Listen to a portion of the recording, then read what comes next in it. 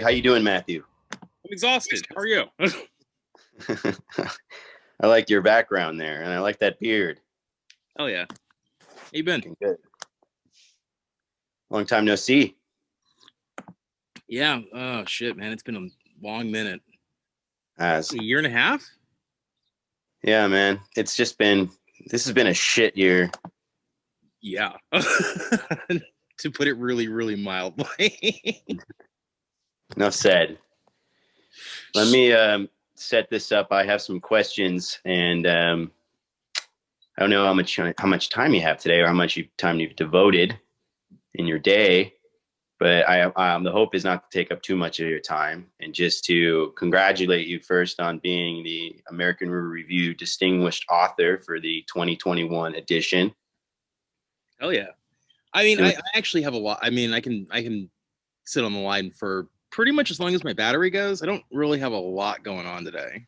Okay. All right. Well, the good news is we've sent over I believe I'm not going to give you a number because then you could call me a liar, but I sent over a prodigious amount of material to the Art New Media staff, and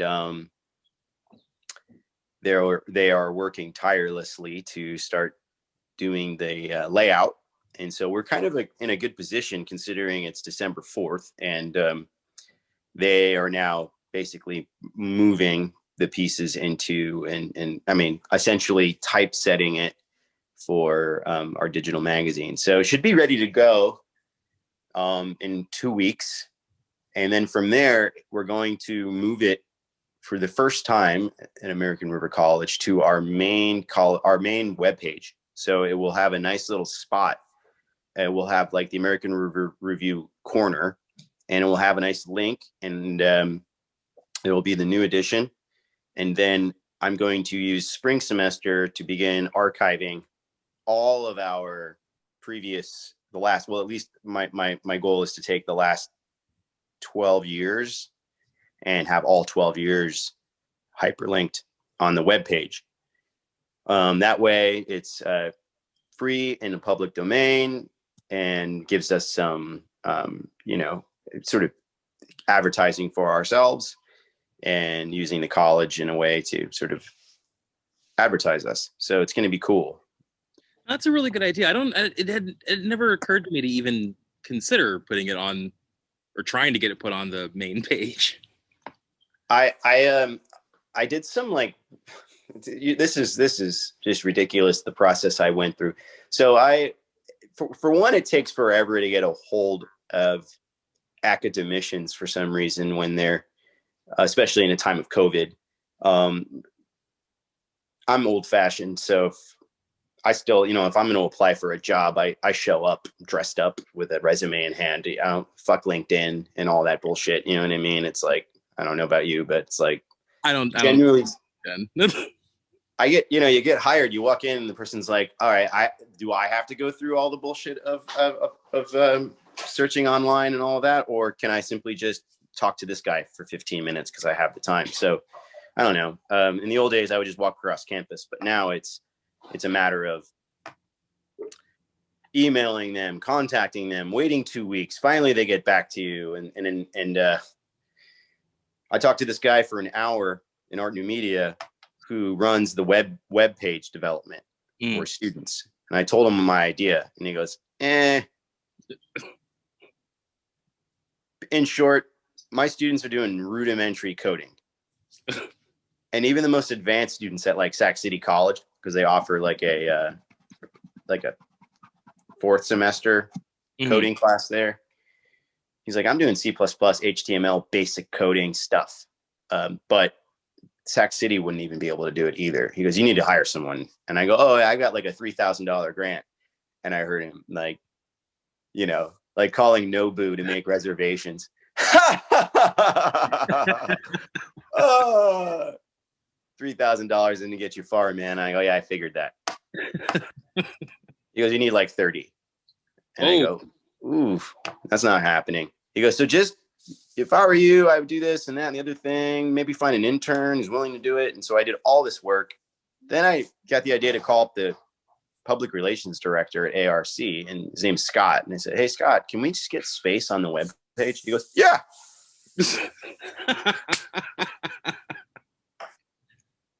Okay. So you have a web developer who can transfer stuff over? He goes, "Yeah, just tell me what you want. A bio, maybe stuff about you, stuff about the class, and then, you know, a little introduction, like this is the place where you'll find archived editions, and then send me each one in this format." Okay, cool. So that's insane. Like my big brain idea at the end of my time there was to try and get a grant from the federal government, and that turned into a spiraling descent into hell almost immediately, and I ended up giving it up. I wish it occurred to me, because I was in contact with the public relations people on campus. I wish it had occurred to me to just ask them, "Hey, can we just put stuff on the website?" I know. I did the same work. I applied for an innovation grant, and they gave me $5 grand, and I fought tooth and nail for that, because they don't usually give up. You know, they had like 20,000, and to give 1/4 of it to one thing on campus was, I think, for them, they were just like, you know, we want to spread it all out. And so I fought. I wrote a really good, and I basically was just forthcoming. I was pretty curt too. I was like, "Listen, this thing's gonna fucking die unless you give me some money." Yeah. And I know, like, Thomas and Kirsten Dubray in the philanthropy office, and I think they just said, "Just shut them up, give them the money." Which I come to learn, it's sitting there, nothing's being done with it, because I'm supposed to innovate. But if you gave me 5,000, I can't innovate because it costs 30 for a web page. So enough about that. So it's going to be cool. It's going to be on the main page. So I just have a couple of questions for you today. Yeah. And I think these are pretty straightforward questions. This is from our staff. And there are, as you know, a lot of staff start off, you know, they get a real good look behind the scenes at what a basic publication looks like. And they learn, I think, a lot about the craft, and how it's not just snap your fingers and turn something in and then it gets published. They're not really, you know, they don't have that education. So it's a class, and there's a certain pedagogical element, as you know, to the class. So, but what they want to know, the most pressing question that's come up about 13 different ways and 13 different iterations, is, like, based on your experience, your personal experience, what would be your advice to upcoming writers on how to write pieces that can only be published, but also can be successful, I think?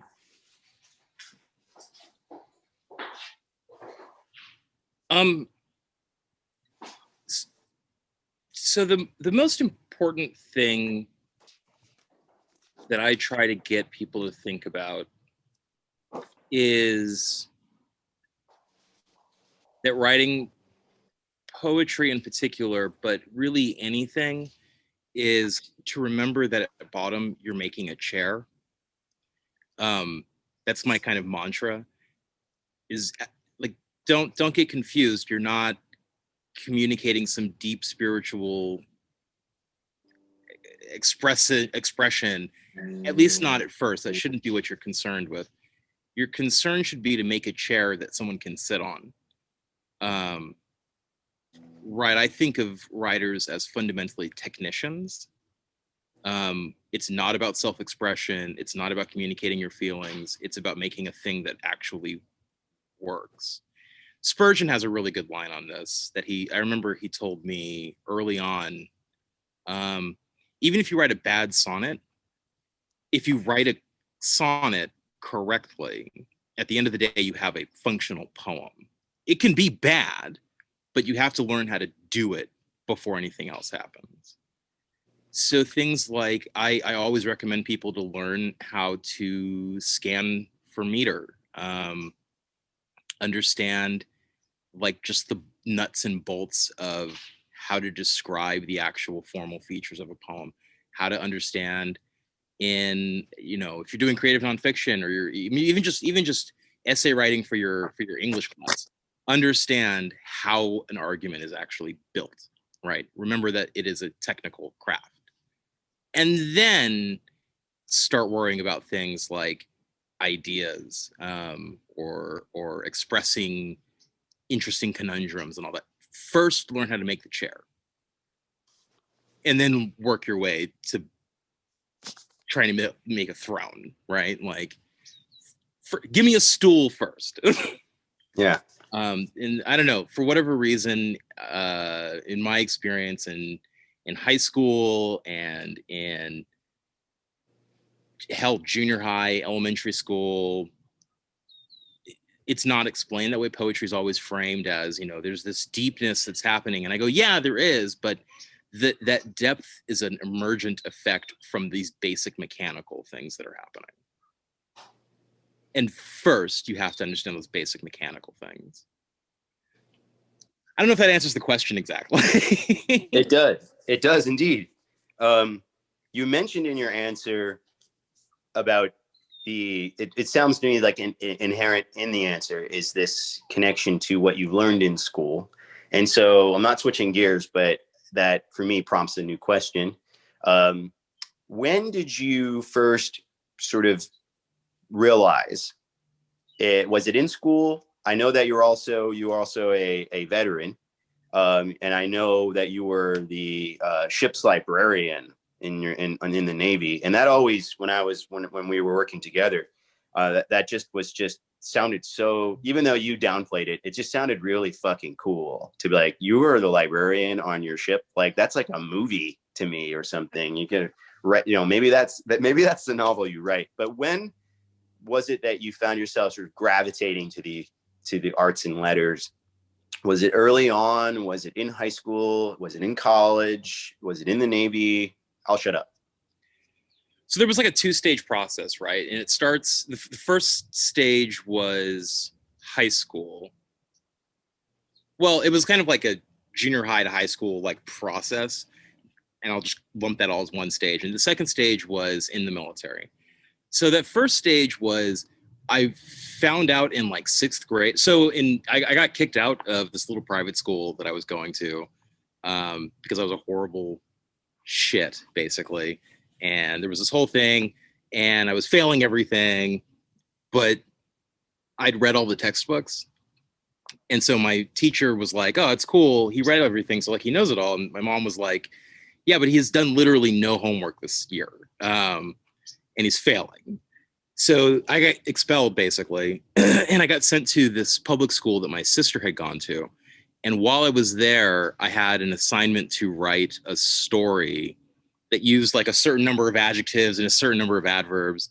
And it was just to teach the class how to use adjectives and adverbs.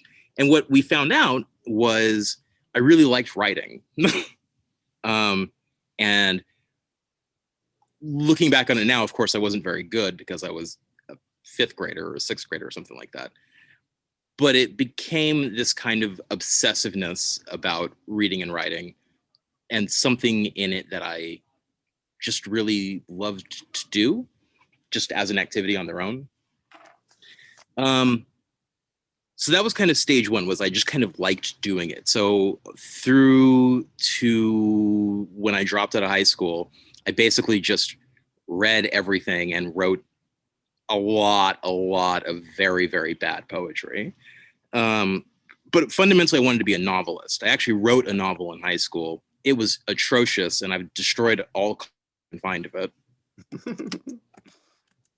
But like I said, I dropped out of high school, and things went really badly for a long time after that.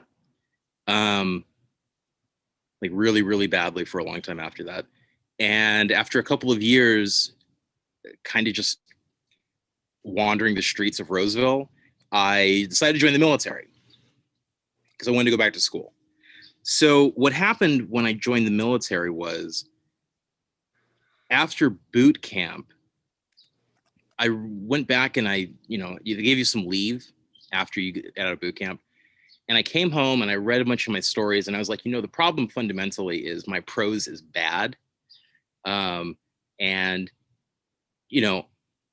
I want to do something to improve my prose. And I had an idea at the time that what made poetry interesting was the kind of tight focus on the mechanics of language. And I got really into Shakespeare and Milton at the time. And I thought, what I need to do to get better with my prose, if that's the thing that I'm trying to improve, is it would be a good idea to kind of teach myself just the raw mechanics of writing good poems. So I bought a bunch of books on meter. I bought a bunch of books on poetic form. Again, like I said, I bought pretty much everything Shakespeare wrote that I could find. And I bought as much Milton as I could find. And I just drilled myself on meter for years. I had a little bit of training in meter that my parents had put me through when I was really little, but like I didn't really get it and I didn't really care. And I played piano, so there's a little bit of an association between music theory that came out of that. But basically, my time in the military, because I cut out this niche for myself in the ship's library, I had a lot of time to just sit around and read. And I read everything I could on the mechanics of poetry and literally the mechanics. I also read William Empson on my first deployment, 7 Types of Ambiguity, which was, that's an experience. I don't know if you've read Empson. I assume you at least know who I'm talking about. He's a jackass, and a lot of his ideas are I think kind of nonsensical, but there's an attitude towards it, towards the craft, that I found helpful. So that's the second stage, right? Like just this kind of like crash course on what mechanically do poets think that they're doing when they're writing what they're writing, and when they decide to make certain decisions and not others. That second stage also had a weird effect in that probably the most bizarre thing about joining the military is discovering that 2 people can look at the same exact object, have total agreement on all of its characteristics, and decide that it's something different. So, for example, there's a great moment in Jarhead where he's going through, like a bathroom is no longer a bathroom; it's a head. I don't know. He's got a list of them, right? But the most important one is a stone is a stone, right up until you realize it's also a weapon. Or like a friend is a friend until you realize they're also going to get you killed. Or right, like just like you can look at an object and realize that it is not the same thing for you that it is for someone else, and it can be a radical difference. And so there was that psychological component of being in the military that also contributed to that second stage of realizing there's something in poetry that answers that possibility of engagement with just stuff. So that's kind of how that happened. That's kind of how I got to writing. Awesome. Give me a second.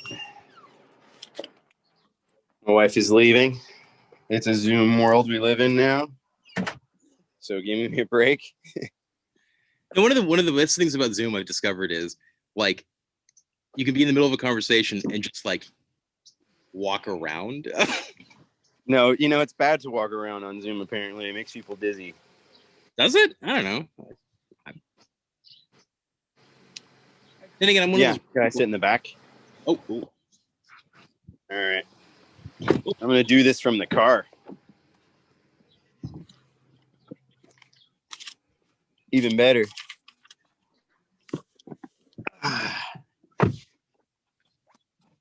All right. Other thing I found out in the military is I don't suffer motion sickness of any kind.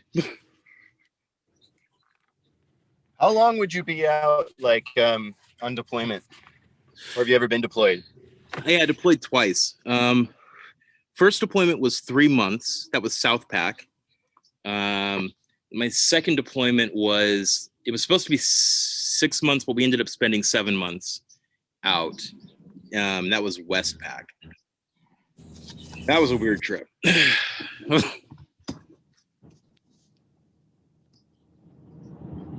Some people, I don't know, like I think the average is like 5 months, 6 months, something like that. I think that's kind of the norm. And where were places that you've been? Oh wow. I'll just go through the list. This is kind of in order. Went to Panama, then to Haiti. We stopped in Florida. We went to Brazil. We went to Argentina, but we didn't pull into port. We went through the Straits of Magellan. Stopped in Chile for fuel. Went to Peru and then back to San Diego. And then second deployment, we went Hawaii.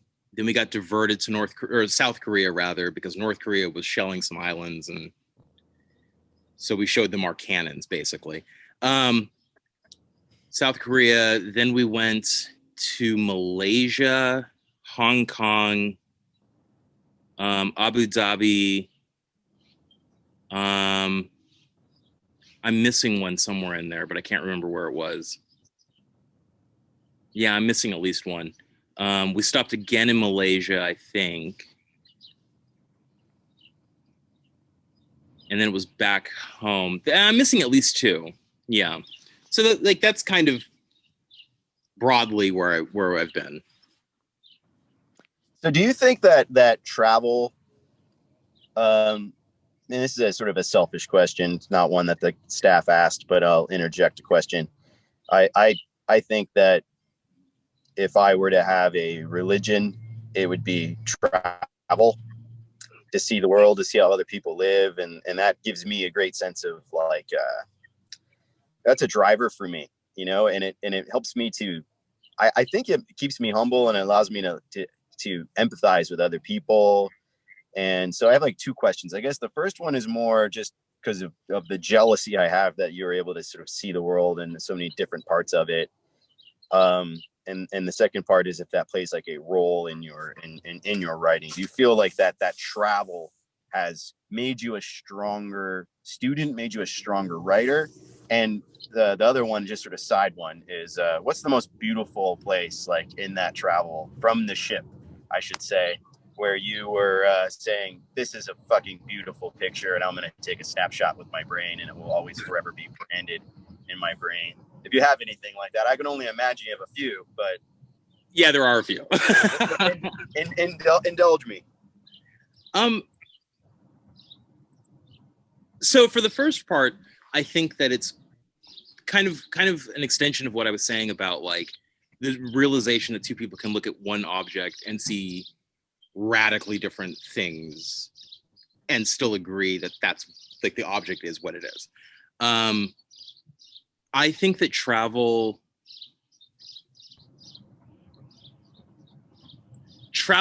I think, is important, and in that it makes it easier to realize that the way you're looking at things is not natural. It's just kind of an accident that you see the world the way you do, and that you could be wrong. In fact, you probably are wrong at any given moment. It makes it hard to fully, I think it makes it hard to believe totally that what you see is real. I'm not sure if I think that it necessarily builds empathy. And the only reason I'm not sure that it builds empathy is because I know a lot of honest to God killers who are not empathetic at all, who are far better traveled than I am. But I do think that it can't help but make you recognize that there's a kind of limit to what you know and what you can know. So I think that that's good. I don't know if that makes me a stronger writer. I honestly have no idea. But I do think that it is helpful for limiting the presumptions that you bring to any given interaction.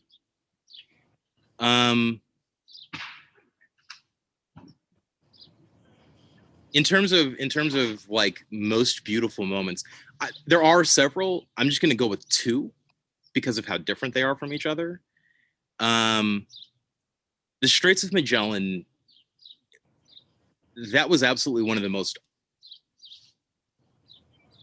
mind-bending experiences ever for me. We ended up going through them as opposed to going around the Cape because there was a storm coming, and we didn't want to get caught in the storm basically off the coast of Antarctica. So we swung through the Straits while the carrier went around because it was too big to get through the Straits. And there's a point about midway through where there's this like little cabin. I mean, like literally, it's just like a random cabin at the base of one of the cliffs. And there's waterfalls and there's penguins that are just like wandering around in the rocks. But the weird thing was that it should have been really noisy, but it felt completely silent. Like it was cold. There was a lot going on, but like it was hard to tell how far away from the stones we were because they were so tall. It was hard to tell what time of day it was. Like it was daytime, but you just couldn't quite fix just by looking around. Like, was it midday? Was it morning? Was it like you couldn't tell. And everything was huge and impossible looking, but you could see it. So like you knew it was possible that like there were rocks this big, but there just shouldn't have been rocks that big. And there shouldn't have been distances that looked the way that they looked. It just didn't look like a place that could exist, but we were there. And then there was this random little cabin on the side of this cliff with no one around it but one random penguin that seemed lost. And it was just like, this is a strange place, and I disbelieve that it's real, but I'm here, so I kind of have to accept that it's real. And then we were through and it was over, and it was like, I don't know what just happened. The other one was, I forget the name of the city, but it's in Malaysia. It's where the Petronas Towers are. Big conical kind of towers with a bridge between them. I just genuinely can't remember the name of the city. Is it Kuala Lumpur? I have no idea. I honestly don't know. I can look it up. I know the name of the towers. It's the Petronas Towers. I actually wrote a poem about it, Petronas and the Soldier. But we got McDonald's in one of the basement levels. Underneath the towers, there's like a mall. And me and a couple friends of mine, we went out, we got drunk, we bought a bunch of hamburgers at McDonald's. Also, I discovered that McDonald's is different in every country, which was also kind of a fascinating discovery for me. Because when people say like, oh, we export McDonald's, like one of the weird things that I think people don't appreciate about this is McDonald's serves to import a lot of food ideas into the United States in ways that I think people don't recognize. But we got the McDonald's, right? And we're walking out of the mall, and we hadn't realized that the sun was going down, like just as we were walking out of the mall. And there's this plaza at the base of the towers. And as we're walking out, the call to prayer starts.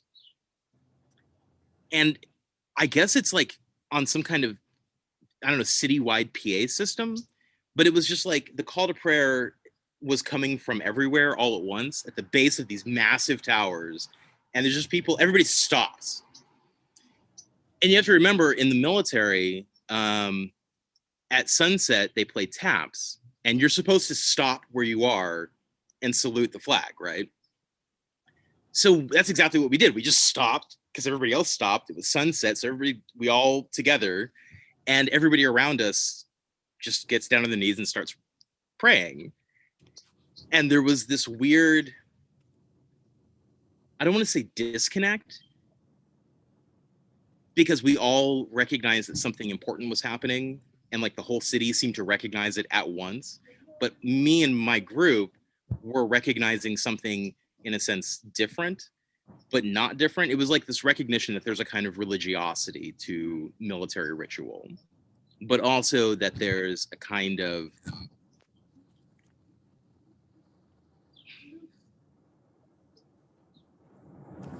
sudden recognition on the part of everyone around you that sunset means something, even if it means something radically different.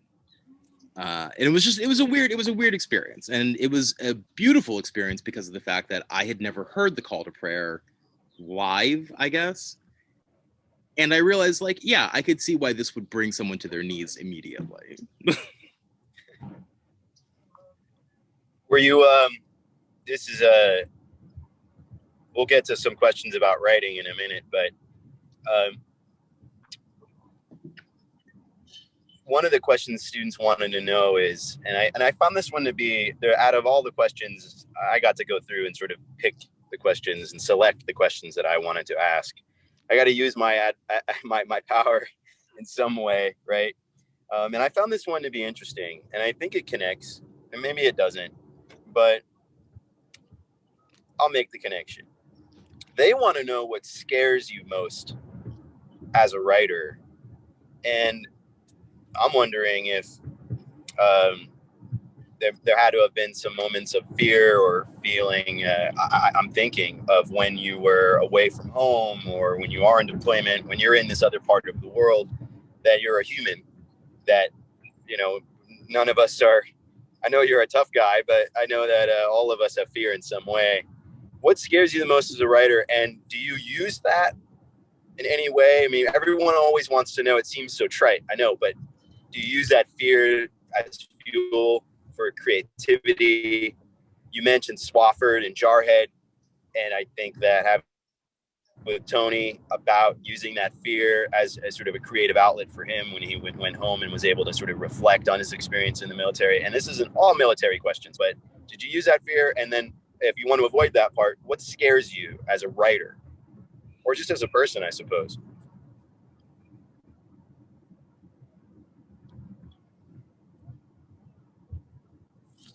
Actually, they have kind of the same answer. I think so. There's a quote by one of my favorite authors, not a poet, not a novelist. She was a political theorist, Hannah Arendt. There's this quote that I always remember where she says, "The sad truth is that most of the evil in the world has been done by those who never made up their mind to be good or evil."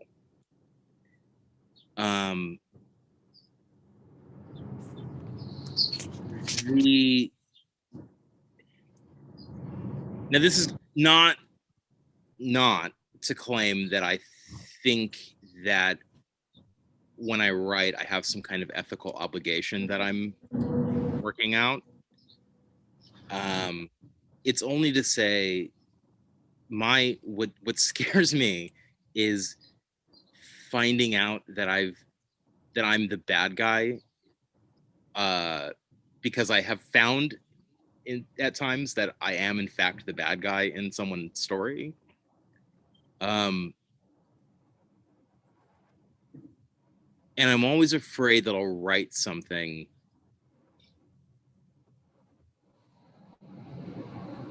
that is harmful, or that breaks my word.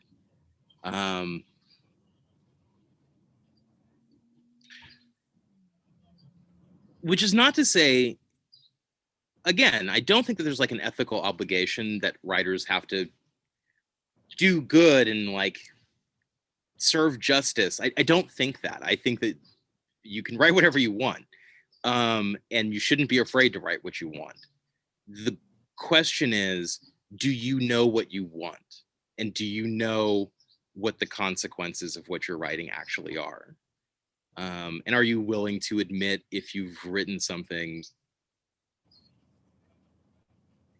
where, like, maybe you've made your chair, right? You've gotten good at making chairs. You're ready to go up to a throne. You make a throne. Did you accidentally make the Iron Throne? Right? Like, oh shit, that's not good.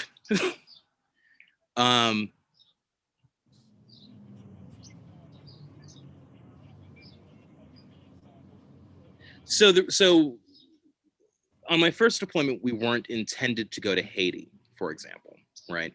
This was just a weird coincidence that our ship happened to be going through the Panama Canal right when the 2009 earthquake in Haiti happened.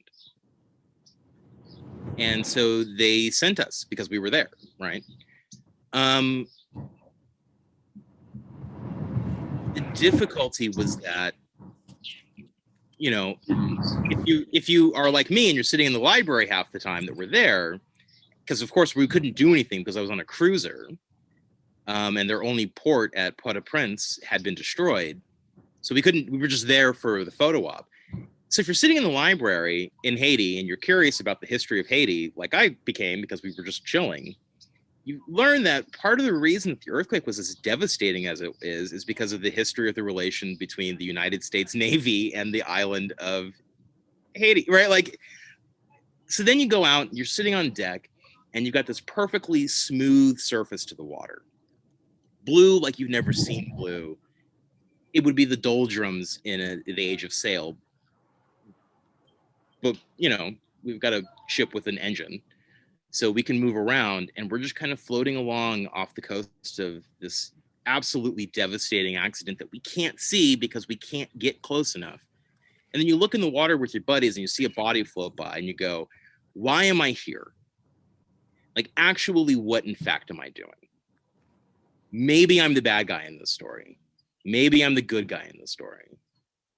Maybe there's not even really a story here, and it's just like a weird accident that I happen to be playing some part in without that having any particular meaning. But when I write, what I try to manage is to accommodate a recognition that I don't really know which of those realities I'm actually in.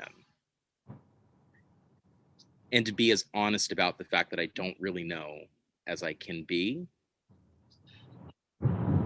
Because my worst fear is to decide, no, I'm definitely in this one. And then a year later to discover, no, not really. It was this completely different reality. And you've just been walking around in some nonsense you told yourself for no reason other than to make yourself feel better. I don't know if that made sense at all. It did.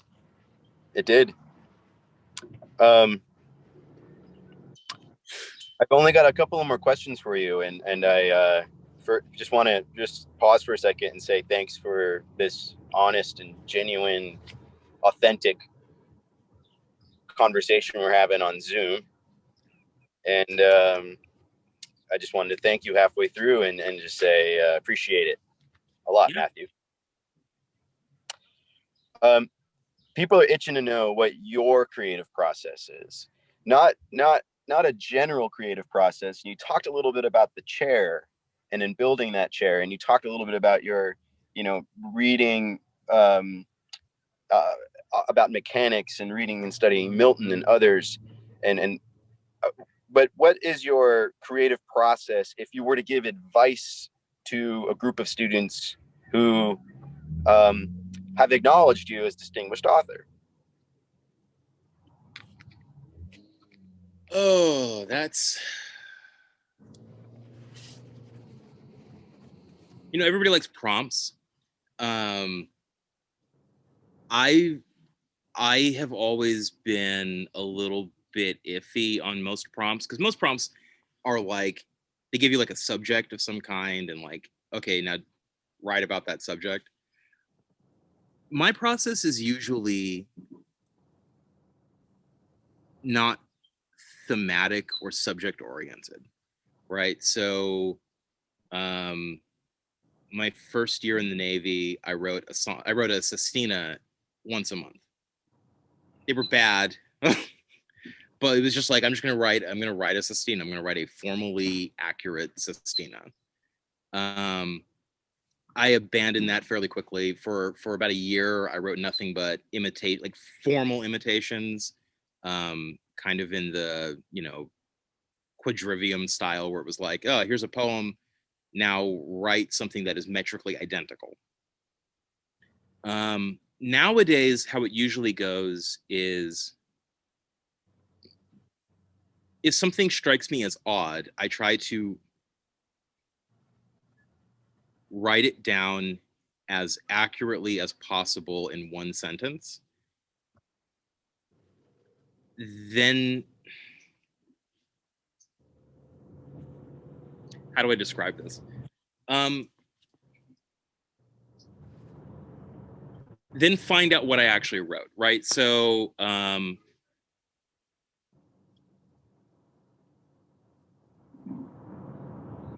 a good example would be I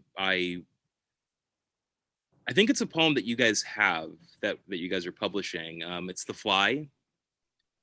That came from literally sitting in class and just trying to describe a fly that I saw go past me, and the fact that like something happened with the lights at that particular moment. And then I kind of just massaged it into a meter. And it was just about like what in fact am I seeing? Can I put that in words in the simplest way possible? And then to find the poem in the original description.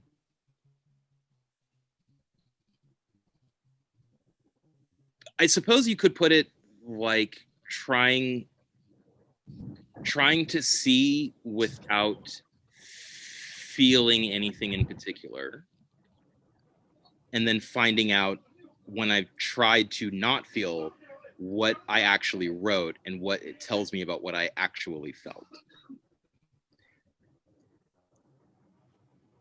So, I'm hearing you correct.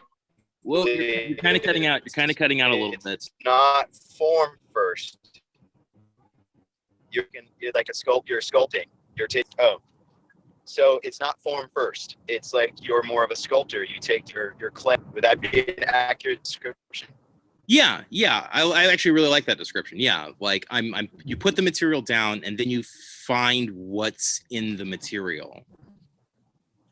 Right. You get the clay. Like one thing that I do a lot is I'll write down in prose just some thoughts. Try to keep it simple. Try to keep it straightforward.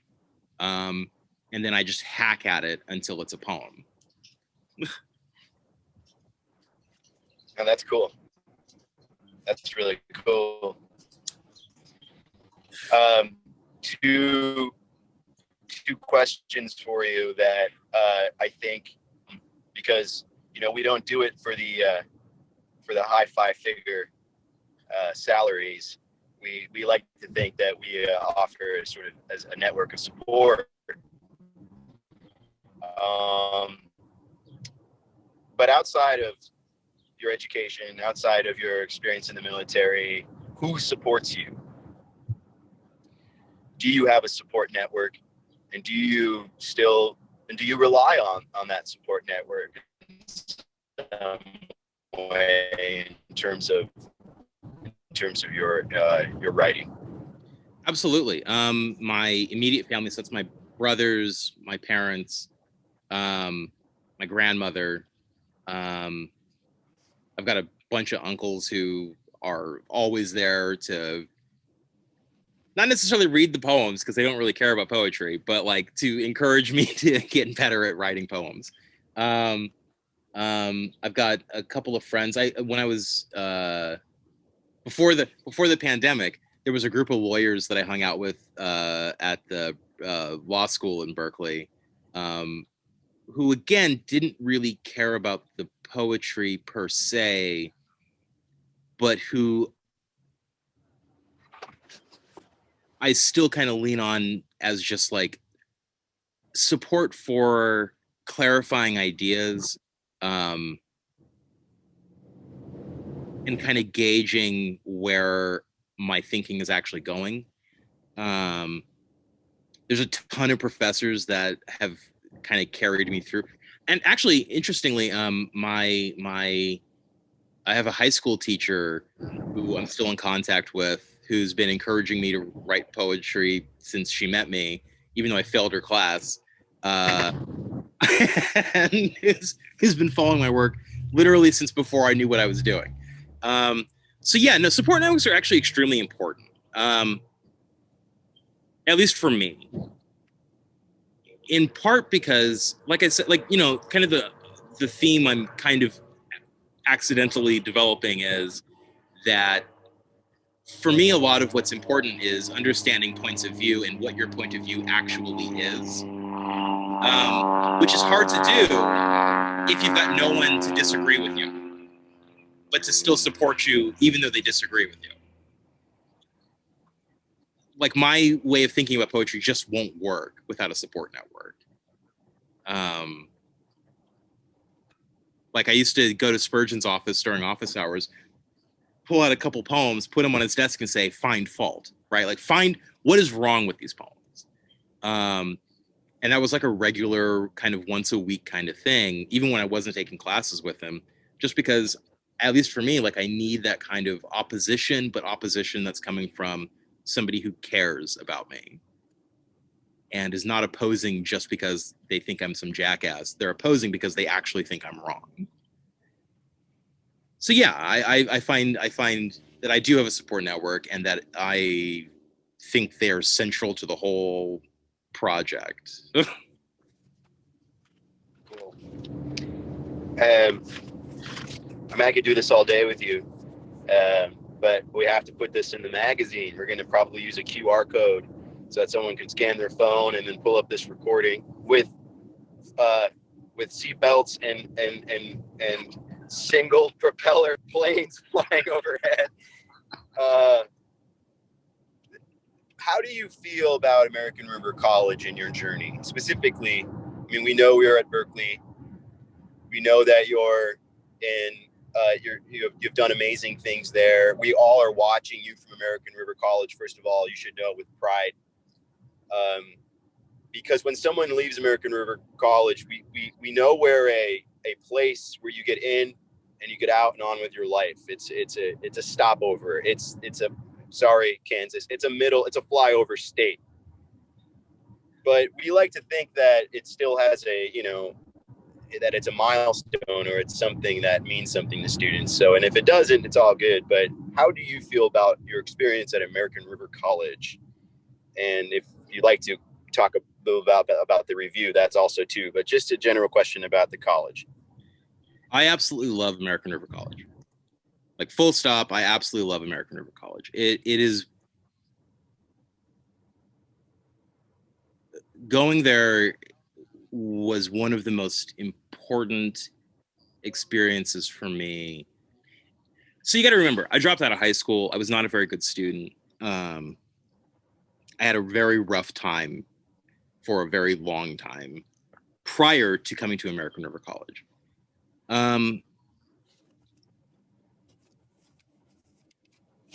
I had never walked on a stage and received a diploma of any kind prior to going to ARC. My academic history prior to getting there was one of hilarious failure. And what was different about American River College for me was I have some family history with American River College. My sister went there for a brief time. My dad went there for a time. My grandfather and grandmother both went there for a time. But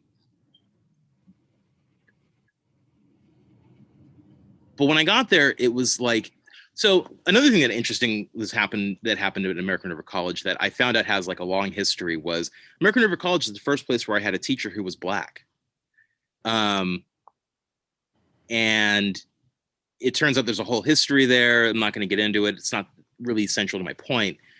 But American River was the first place where I was at an institution that was genuinely diverse, where the teachers had the, limited resources, but had like the interest to individually sit with you and work through problems. That treated you like a person, that, when I was working at the college, I got an appointment with random deans just to talk through the organizational structure of the college and, you know, problems with support services. And I worked in support services. There's this intensity of focus on making sure that the students are actually supported, whatever that happens to me, and for however long they're there. I think people underestimate the importance, especially from my perspective. You know, I'm engaged to somebody who works at the Department of Finance in their education division. And I've worked in support services, and she's been a teacher herself, very small kids. So, you know, my father's a professor. So I see different levels of the education system. And the one level that I think people really underestimate its critical function is the community college level. And in California, American River College in particular, and Los Rios kind of generally, really is extraordinary in a lot of ways that I just don't think people see. And, you know, one really good example of the kinds of programs that American River offers that are much more important than they might appear looking from the outside, or looking at it from like a kind of narrow slice of the education system. Programs like the Review. I mean, just thinking about the structure of the class, the fact that you can take it 4 times, well, that means you've got, if you really hook into the class, you've got this incentive to stay in school for the 2 years necessary to complete an associate's degree. Right? That on its own, if it did nothing else, that incentivization, that kind of community building, that kind of sense of place and of person and of relationship, in a lot of cases, that's all a person needs to succeed. And the Review does it very well. There are other programs at American River that do similar things. I worked in the Dusty Baker Center. You know, these are student athletes who are really have an opportunity to go somewhere, to do something with themselves that they might not otherwise be able to do or be incentivized to do. But because we have the Dusty Baker Center, there's a place and a set of people that they can go to that are always going to be there for them throughout the time that they're in school, and just keeping them on program, just keeping them in the classroom is frequently enough to ensure success at whatever it is they're trying to do. And I think people underestimate the value of that kind of organization and those kinds of programs. And I honestly, you know, I had a conversation just yesterday with one of my professors where he was laughing because I said, you know, it's interesting to me the weird similarities between the military and academia. And, you know, he laughed and said, you know, the major difference is there's no lives on the line. To which I reply, no, that's not the case. There are lives on the line. When I was working at the Dusty Baker Center, I guarantee you, in the absence of that program, somebody could have died. I would not be surprised to discover that there are cases in the history of the Review where someone's life really was on the line, and it was the Review that got them through it. I would be shocked to discover that that's not the case. So I love the institution. I believe in it. I believe in its mission. I believe in what we're doing. Matthew, any last words that you'd like to say? Not last words, but for this interview, I should mean to say. It's been a rough year, 2020, and people like to. I think people genuinely, I should say, want advice from smart people. We rely on it. Going forward, 2021, plans for yourself, plans for humanity. What can we do? What can we do to get back to some semblance of normalcy and should we?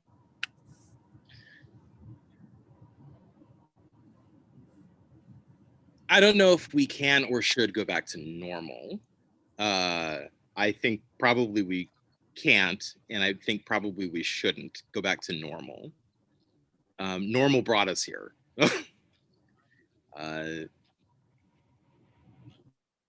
Normal is 250,000 Americans die, and the government does nothing. That's normal.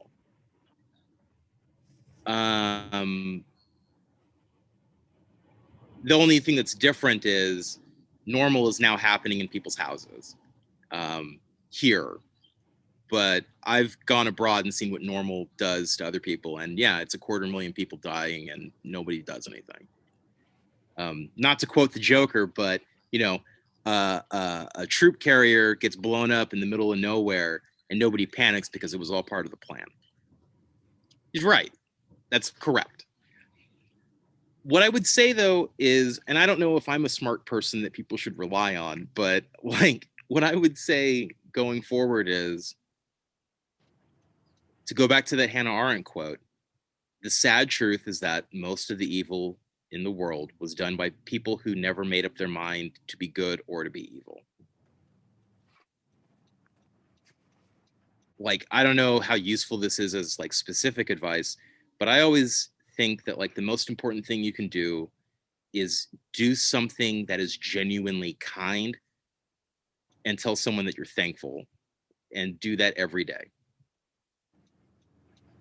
And know what you actually believe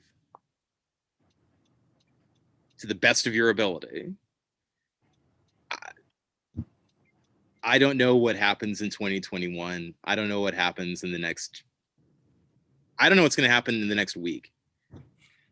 But I know that normal wasn't working. Normal hasn't been working for a long time.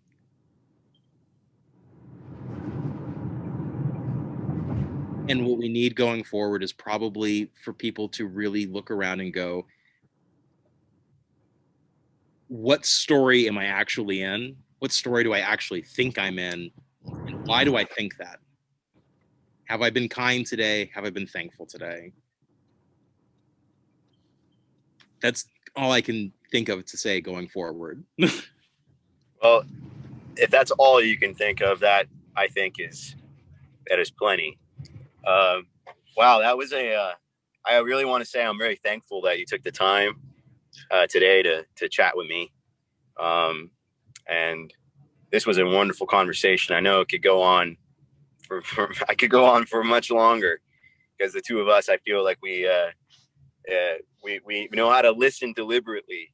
I'm not very good at that, but when I talk with you, I try to use these 2 ears and this one mouth to get twice as much listening to do. So Matthew, friend to friend, colleague to colleague, I appreciate your time today. I appreciate all the work you've done for the review. I appreciate you, and I'm thankful and grateful. I'm thankful for the interview. I feel like I have something, like I never feel like I have anything really to say about the world. You know, I think that right after we get off our Zoom call, I talked to my partner, and I'm sure she's gonna say, "Well, that was a very smart guy that was on there, and he had a lot of good advice." We'll see. I don't want to. We'll definitely know that we're going to talk about this interview, because it was fascinating. It was fascinating to talk with you today. And Matthew, peace and love to you, my friend. And I will see you on Zoom, or hopefully soon in the reality, maybe over a cup of coffee or some tea. Yeah. All right, my friend. Yeah, absolutely. It's good to talk. Good to talk too. And I will. I guess I'll end the formal aspect of the Zoom now so we can edit, but I could give you a call later. I could send you a copy of this once it's edited nicely, and just let you know about other logistical things related to the magazine, and also to make a plan to just chat again. Sound good? Totally. Yeah, give me a call. Like I said, I'm not really doing a whole lot today. I've got some work I got to do, but I can do that whenever. For sure. Hey, Matthew. Love you, man. Appreciate it. Same. Nothing but love, man. All right. Cheers. Later.